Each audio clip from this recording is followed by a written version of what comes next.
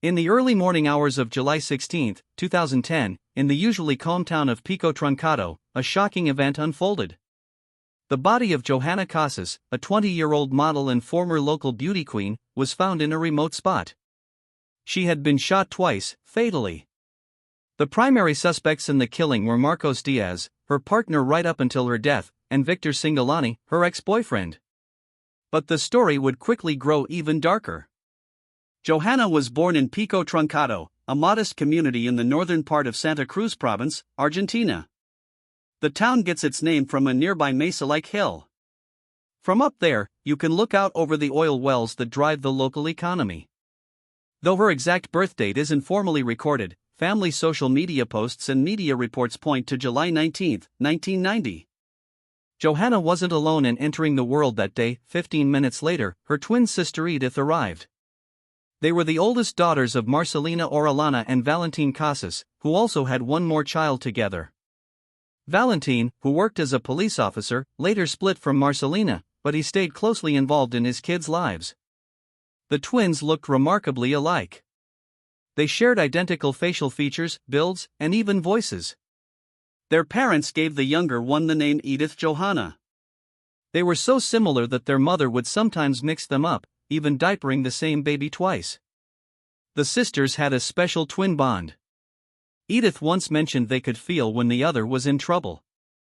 For instance, when Edith was 11, she had an accident while out with her mother in a nearby city. She stayed in a coma for days. When she woke up, she kept asking for Johana. Valentine explained that Johana, who had stayed home with him, sensed Edith reaching out to her. As they grew up, the twins became striking young women, but with different personalities. Edith was quieter and more introverted, while Johana was outgoing and drawn to fashion and makeup. That interest in style pushed Johana toward modeling. She walked in fashion shows and went to bigger cities like Bahia Blanca, where she was once named Beauty Queen of Pico Truncado. In mid-2006, when Johana was just 15, she met a local guy named Victor Cingolani, who was 21. They crossed paths one afternoon at the town's bingo hall. Johana was there with her father and brother. Victor sat at another table with his mother and a friend. He later said he caught Johana looking his way multiple times. Victor had a reputation around town as charming and quite the ladies' man. He worked long shifts at the oil company and spent his free time out with friends, often heading to the local brothel rather than bars. He claimed to have been with over 40 women, saying they came to him without much effort. That day at bingo, after the glances, Victor felt sure he could start something. He said Johana approached first, slipping him a note with her name and phone number. He texted her right away, and they started talking. They went out a few times and soon became official. Despite the age difference, Marcelina accepted the relationship. She figured it was better than her daughter hanging out unpredictably with others. They stayed together for about a year and a half. Over time, Johana's parents noticed Victor's aggressive side toward her. There was one incident where Victor tried to hit Johana, missed, broke a window, and cut his own hand. Things got messy when Victor and Johana broke up, and he started dating Edith. Victor said his feelings for Edith grew slowly, and he was never involved with both sisters simultaneously. While with Johana, Edith dated someone else, and sometimes the four of them hung out together. There were also times Victor invited Johana out, and Edith tagged along if she was home alone.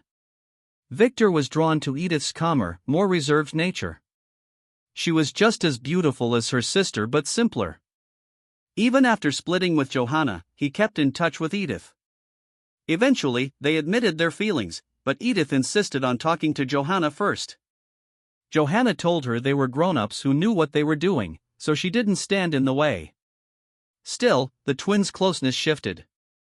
Once Edith dated Victor, shared friends drifted apart, and each sister built her own social circle. Victor and Edith later broke up too, and he moved on to another local woman. Both sisters had turbulent relationships after that. 2 years later, when Victor ended another relationship, he reached out to Johana again. She was seeing someone else at the time but ended it quickly to get back with Victor. That reunion lasted only 2 months. Johana wanted kids, Victor didn't. After that, Johana started dating Marcos Diaz, a man her parents disliked. The Diaz family had rumors swirling around them, including serious claims that one of Marcos's brothers had killed his own child. Marcos himself had a reputation for violence, possessiveness, and control. He was intensely jealous, constantly messaging Johana and forbidding her from going out alone. Despite the red flags, they moved in together after just 6 months.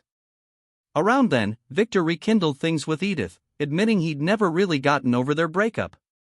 This tangled romantic history between the sisters set the stage for a series of dramatic, tragic, and scandalous developments. On July 15, 2010, just days before their 20th birthday, Johana went to a party with Marcos and stayed until about 3 a.m. She was last seen alive leaving the place with him.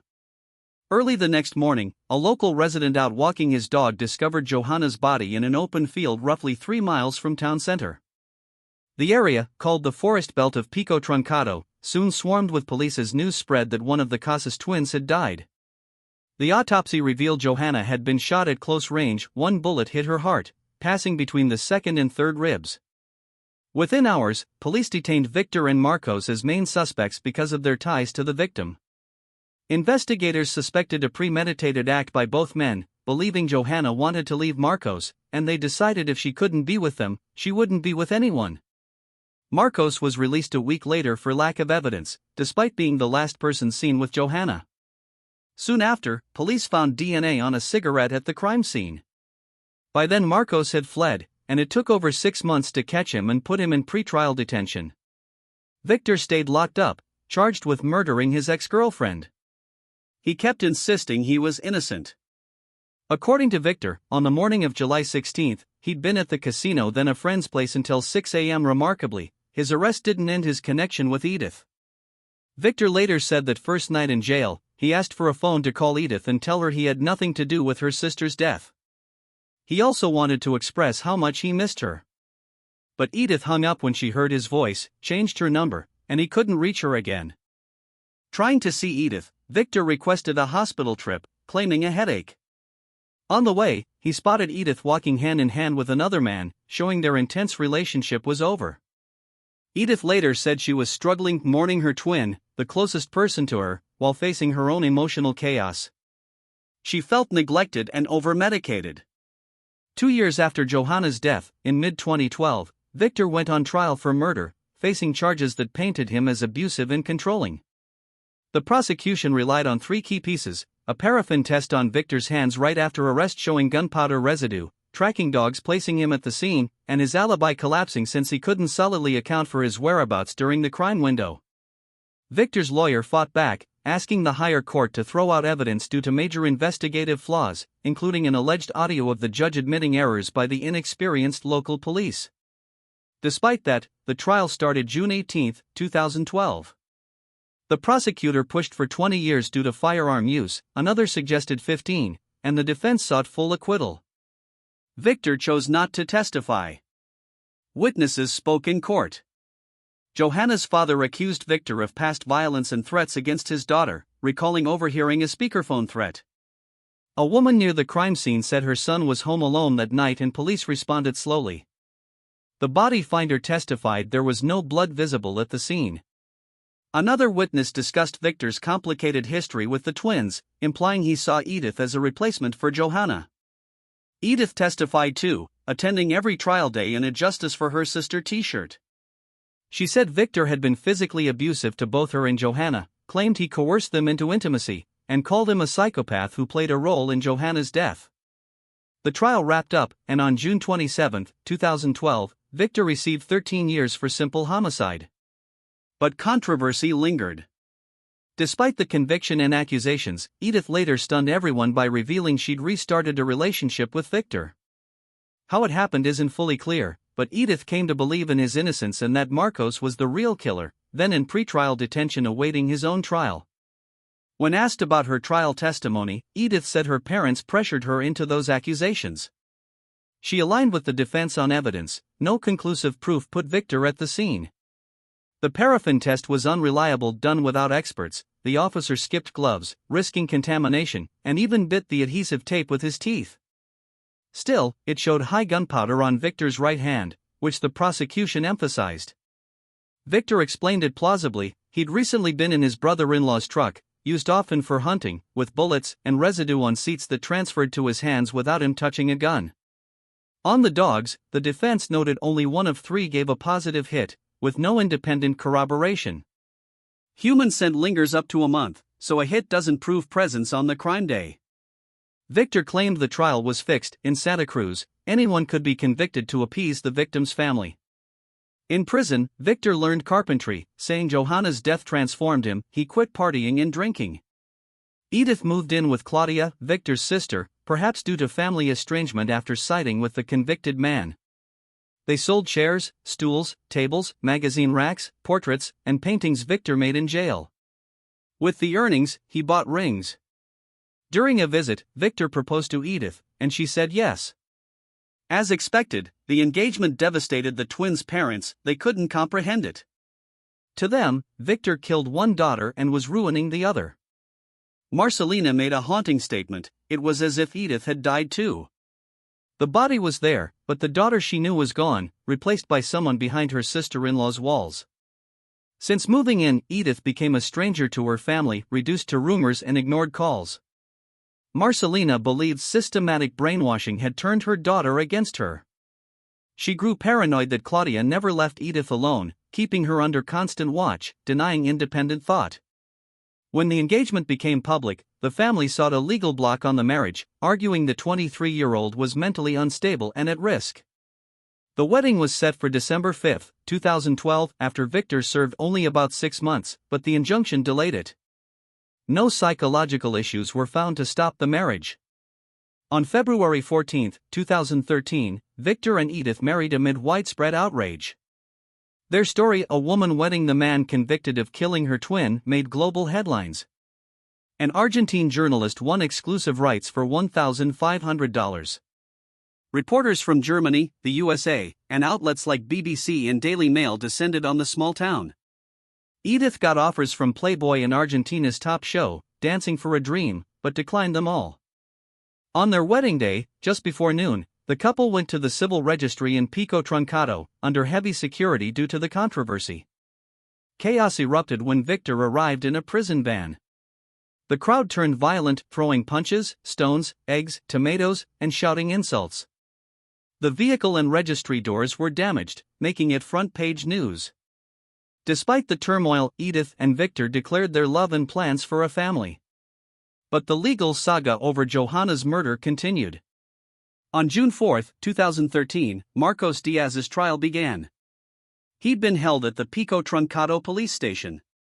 Initially charged as an accessory, court papers described him as violent and controlling, known for harassing girlfriends and armed fights. His unexplained trip the day after the murder looked like flight, and he stopped texting Johana right after her estimated time of death, unlike his constant messages before. DNA from a cigarette butt and a music CD near the body tied Marcos to the scene, central evidence against him. During the trial, Edith, backing Victor, tearfully accused Marcos of killing her sister.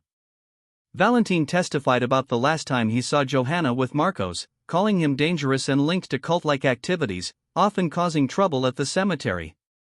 Marcelina described him as obsessive. He wouldn't let Johana be alone, even for family gatherings. Then the prosecutor shifted, arguing Marcos was the actual killer, the only one at the scene. On July 2, 2013, the court sentenced Marcos Diaz to 12 years for Johana's homicide. Now 2 men had been convicted for the same crime by different courts. Marcos expressed displeasure with the sentence, maintained his innocence, and said he was convicted because no other leads existed. Edith felt relief and joy that justice was done. Marcelina avoided media, while Valentine disagreed with the outcome. Victor's lawyer announced plans to seek his immediate release, saying they'd always claimed innocence. If evidence confirmed Marcos acted alone at the scene, his client should walk free. Ultimately, on December 5, 2013, the Higher Court of Justice ordered Victor's release for insufficient evidence. After freedom, Victor sought $75,000 compensation from the state for wrongful imprisonment but received nothing. Over time, Marcelina reconsidered and came to accept Victor wasn't involved in Johana's murder.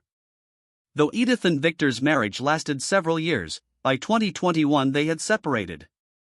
She lived with a new partner, expecting her first child, while he rebuilt his life with another woman. After more than 2 decades of intertwined romances, a savage crime, and highly controversial trials, the case of Johana Casas appeared to reach its end. Yet even now, some debate the facts and question whether Victor was truly innocent of what happened on July 16, 2010, or if he escaped punishment for one of Argentina's most sensational cases. If you found this case fascinating, don't forget to like the video and subscribe to the Hidden Cases files. We post crime case videos every night. Until next time, stay sharp, stay vigilant.